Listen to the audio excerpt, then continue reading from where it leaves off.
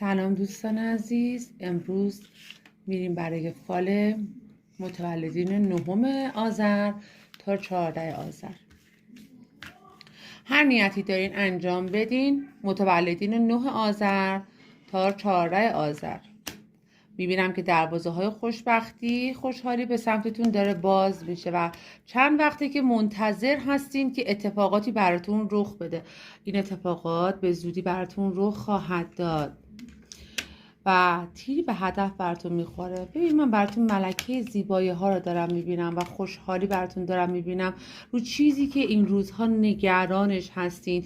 میگه تیرتون به هدف میخوره. متولدین آذر ماه، این ماه برای اکثریتتون خوشبختی و خوشحالی یا خوششانسی تو مسیر مالی هم براتون پیش میاد. حالا به غیر از اونایی که متولد 9 تا 14 هستن، اکثریت آذر ماهی ها این اتفاق دارن. دستگیری براتون افتاده. اگه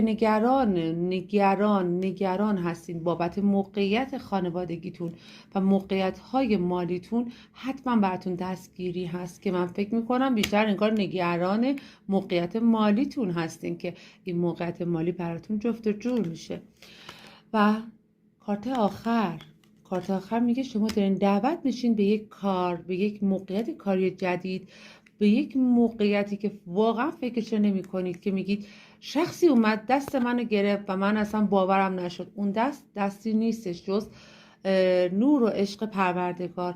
خبرهای خوشی تو راه براتون. انشالله برای همتون تحقق پیدا کنه. برام کامنت بذارین و به هم بگین که چند درصد کاراتون انجام شدش. عشقید.